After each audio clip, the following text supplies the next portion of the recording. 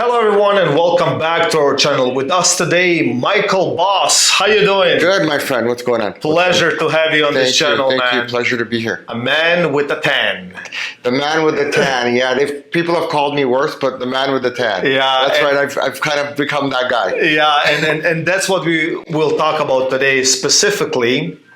A couple of things I would like to touch on. Michael was the first. You are the first international EXP agent, cross-boarding EXP agent, Correct. as far as we know, right? Yeah. So I'm actually, yes. So I'm licensed in 2 different countries, which is actually the first with EXP where you can practice real estate in 2 different countries. Amazing. And today, especially, we would like to talk about Florida. Like this is what My favorite. your favorite. My where you favorite actually topic. Specialize in. My favorite topic. My favorite topic. Nice. So tell us, why Florida? Number one, Florida is one of the fastest growing, states in the U.S. Yes. A lot of Canadians love Florida. It's like our second home. And, the opportunities and really the value for what you get as respects to purchasing a home. Also, there's no winters. And people just love it. The weather is love it, and they love it. 300 days of sunshine. You can't go wrong. And the opportunities, of course. 100%. So when you say opportunities and stuff like that, like if we compare our market in Toronto and GTA, maybe even Ontario, it is getting expensive everywhere, and we compare that to Florida, there's a huge difference when it comes to investment opportunities. Absolutely. Positive cash flow. For a lot of you, what that means, like when you purchase a property and the tenant is paying all of the cost and there's some money left. That's what that means, positive cash flow. And then it's just the opportunity, like from the down payment onwards, right? Right. So tell us a little bit about that. Well, there was a time here, especially in Ontario, where you could still purchase a property and it would cash flow. Absolutely. Okay. Yes. This is going back maybe a decade or whatever. We remember those. Okay, those were they call the good old days. Golden days. Yeah, right. So things have changed a lot. Right. So right now with today's interest rates, even though prices have dropped a little bit here, the numbers are just not making sense. In Florida, depending on where you are, like Miami's a very expensive market still, but there are other amazing opportunities like Tampa. I do a lot in Orlando, where you can still purchase properties for $300,000, $400,000 in the cash flow. And you're really buying them with as little as 20% down. So it gives you that opportunity where you're not, losing the exchange, because I know our dollar's a bit low, and you're able to get a mortgage with your Canadian credit. So what that does for you is it allows you to buy a property with minimal down payment, with only 20%, and you're able which on a $300,000 is $60,000, which is nothing. Comparing what we have to deal with here, absolutely, in Toronto, absolutely, it's a joke. It's a joke, and the cash flow is there because remember, like Florida itself is built on strictly tourism, right? Yes, it has been for a while. Forever. There was a time, and some people still talk about it, where isn't that where all the old people go? No, not anymore. It used to be. For a long time. It used to be. It's changed a lot, like a lot. You got families, you've got different people coming from different states, different countries. It has become a place that everybody wants to be.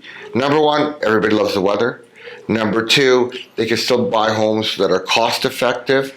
And number three, a lot of things with politics and so forth, they feel very comfortable being in Florida. Stable. Yes. And it's consistent, it's stable, and we can actually track the market because we know we're buying today, we know what the rents are, we're not always focused on, what the market's going to be in 20 years from now. Here, it's primarily driven on future value.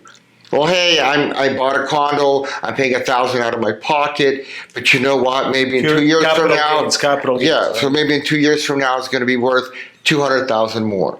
Well, we see that that's not happening here at this moment, and to me, it actually makes me a little bit more scared because of the fact that I don't know what's going to happen.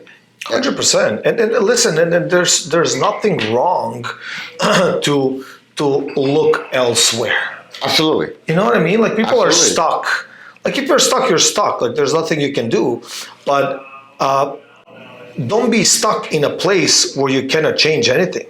Right. Look elsewhere. Like there are opportunities elsewhere. Like they say, don't put your eggs in all in one basket. 100%. And at the end of the day, the best part is you buy a property, somebody else pays your mortgage. Yes. Okay. You get to enjoy it for free. Right? And it does go up in value. I mean, we see the market changes. Prices every year have been going up and up in Florida. I think also a big factor when it comes to Florida and what I personally like myself is that you can fly, but you can also drive. Mm-hmm. Right? Like that's absolutely. So it's like 20 hours or so, but you can drive. Well, look, a lot of people like to go on a family vacation. They go through different states. They make it an adventure. They stop in Virginia. They stop in North Carolina. They stop in Georgia. They get some Georgian peaches. Yes. They make it fun. Yes. And then they get to Florida and they get to enjoy their time there. And if you don't want to drive, it's only a 2 hour and 15-minute flight.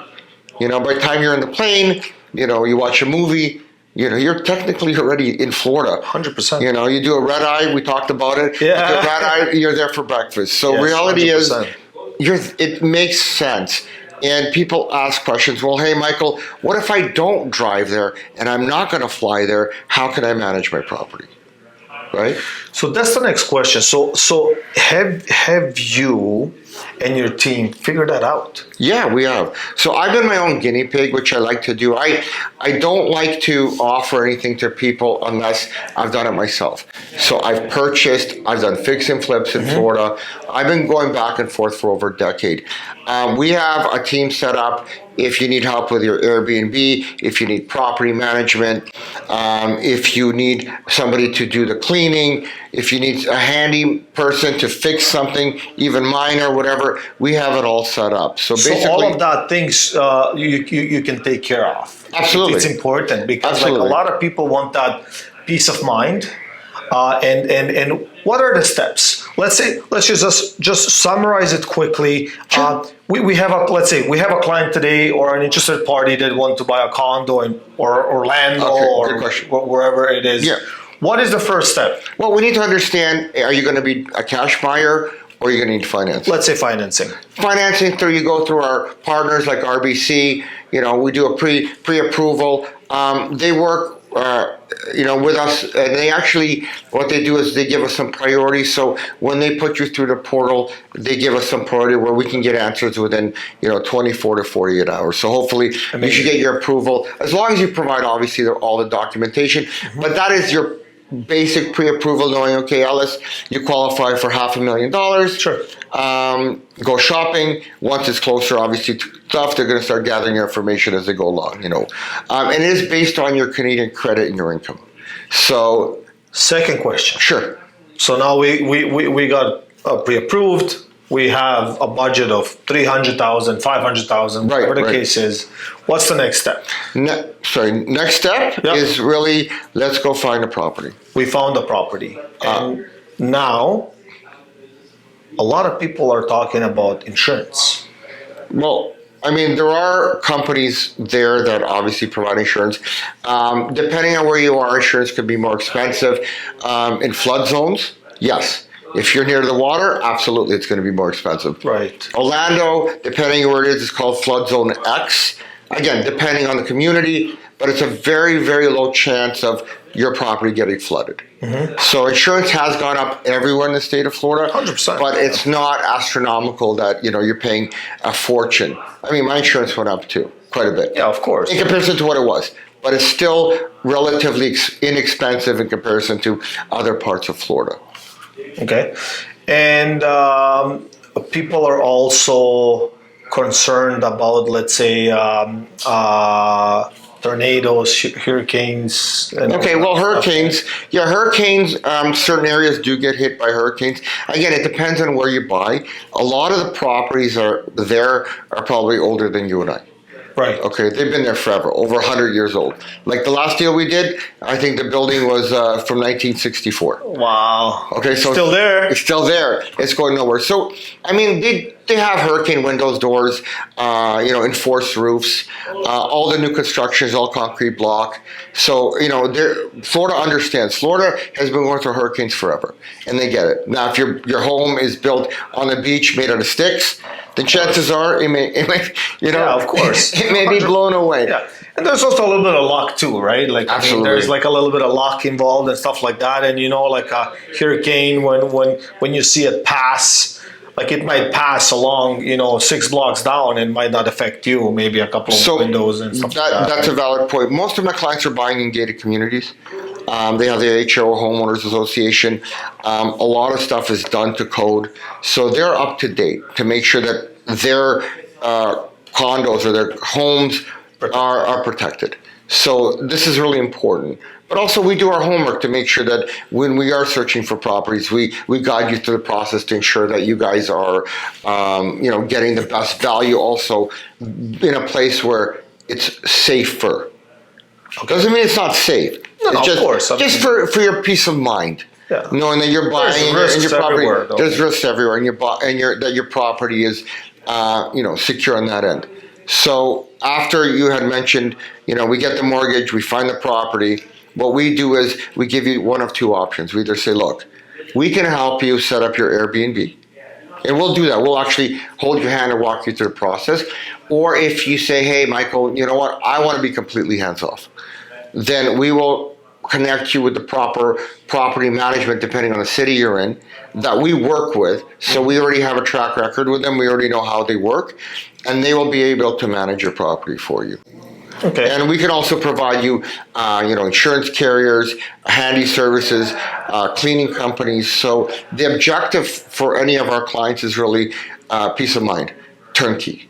Turnkey. I don't want people to think of what's going to happen next. Let's provide the information. Let's give them the resources, and then this way, when they purchase their property, they don't have to worry.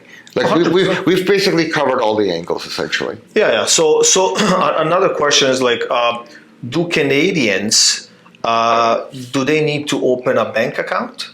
Yeah. So for example, RBC. Because I work, a lot with them, is they give you a cross-border bank account. So the way they set it up is while you're doing your mortgage, they're going to set you up with an RBC account in the U.S. So there's no branches, but everything's done online. Also, they'll set you up with a credit card. So when you're buying stuff for your home or you're doing purchases, that you're not affected by any currency exchanges, because if you're also collecting rent in U.S., use your credit card and pay your credit card. So this way it balances out. Plus, makes sense. It makes sense, right? Yeah. Because you don't want to start pulling from Canada, bringing it there. It doesn't make any sense. Plus, when you're shopping or you're even on vacation, use your credit card. Get the points on it. Why not? Then you can fly back for free. I mean, that's what I do. That's what I do. So I use my credit cards for everything, and then I use my air miles or my points on my credit cards, and I fly to Florida because I'm there like every month or every other month, and I use my points. I mean, it makes sense. Tan man. The man with the tan. I've been called a lot worse, so I can live with the man with the tan. Yeah. So is the tenant situation? Are there any interest? Do units sit vacant, or what? Okay, so what we do is we do an analysis based on the community. So there's two options. Option A is we do short-term STRs, short-term rentals. Those are Airbnb rentals. Got it. Okay, so I have software that I use that we pull occupancy, daily rate, so we understand basically what's going on within that community. Data. Not in Orlando or Tampa or Miami, literally within that community itself. Got it. So it's more specific and more geared for that. Then we decide, if this community makes sense, which, would they purchase? Generally speaking, like we mentioned, Florida is based on tourism. Yes. Certain areas have slower seasons, some areas don't. I keep stressing on Orlando because, it's been a really hot spot for a lot of our clients. We do South Florida, Miami, and other Fort Lauderdale stuff, but the reason a lot of people have loved going to Orlando is because the theme parks. Of course. Okay, and people are coming all the time. Or millions of them. Millions. So the only time really it slows down would be the end of August, more or less, to September-ish. So in Orlando. Yeah. Because kids go back to school. I have not. But the snowbirds came. Yeah, but I have not seen people not make money in Florida. I don't think I know anyone. So we sell, we're doing deals every month. I have clients who just actually sold a property, and because they're going to be using the money, we're going to be working on another project in Florida, and they've had it since 2019, and they've always made money. My new clients that come on are making money. I've never had anybody contact and say, Michael, my property's not making money. They are always booked. Like their property is booked to the point that they have a hard time coming into their property. They have to actually block the time so they can come in. It's such a different beast down there. Like US, it's a different gig. 22 million people in the state of Florida. They're saying there should be about 25 million by 2030. Everybody wants to move there. Even people from California are moving to Florida. Yeah, so the statistic was almost 700,000 from other states, and almost 200,000 in the last 3 years from other international. So almost 1 million people in the last 3 years or so have moved, and they're still coming 1,000 a day. So it's just non-stop, and they're building, developing, and growing, and building, developing. And I honestly believe that in the next couple of years, we still have a great opportunity to buy homes at a decent price. And some people said, "Well, hey, Michael, the U.S. economy is going to go through a recession. Things are going to slow down." And I said, "Well, first of all, 50% of the properties purchased in Florida have been cash buyers." Yeah. So if people are worried people are going to start defaulting, that's not a problem, because people are not over leveraged. Because maybe somewhere else in the States I can see it happen. But people are coming, like you said, from California, New York. Everywhere. They're selling their homes for $2 million, buying a house for $700-800. They have cash. They're not going to default. They're not defaulting. This is kind of who's coming in. Yes. Right? Those are the people that are buying. Yeah. And short-term rentals are 99% owned by international or foreign buyers. Yeah. Or out-of-state buyers. Yeah, and plus we have Disneyland, we have Miami, a Formula One, Bitcoin seminars. Everything is probably not for everyone, Miami, but things are happening. But here's the thing, they should be finishing they have this a super train that's going to be going about 3 hours. It's going to take to go to Miami and back. Well, not Miami and back, but get to Miami, and if you want to come back from Orlando or vice versa. So let's say you're in Miami and you're with your family and you're like, hey, let's go to Disney. Yeah. We sit on a train for 3 hours. We see the sights. We're in Miami, in Orlando. We go to the theme parks. We stay for the night through one of our Airbnbs, and then or your own Airbnb. 100%. And then you basically head over back to Miami, or if you're in Orlando, hey, let's go have some fun in Miami. You could do it the other way around. Yeah. So I have a couple of fun questions for you. Sure. Rolls-Royce or Bentley? Rolls-Royce. Rolls-Royce? Yeah. Rolls-Royce. That's my favorite. Okay. And I've driven both. Rolex or Patek Philippe? Oh, Patek Philippe is at a whole different level. Whole different level. I think Rolex is a great watch, when you're coming up. What would you compare Rolex to then? I think Omega, Breitling, this is how they classified it. There's different stages of your career. So, when you're starting off and you make some money, you buy like a entry level, maybe a Submariner, just a simple one. And as you continue adding diamonds, you add some diamonds to your watch, adding like a two-tone, right? And then when you're at a whole different caliber, you get a Patek or a Jacobs custom. So it all kind of reflects on where you are. 100%, I agree. Because you're not going to wear maybe a day just when you're coming on your jet. So you may wear something else. True, you have to match it. So. Have you ever met a celebrity? I met lots of celebrities. Yeah, Yeah? yeah. Like I told you, I used to be in the limo business, so Okay. I've met everybody. You name it: Drake, LMFAO, Bruno Mars. Last time we did, I did so many. We did Kiss, Guns N' Roses.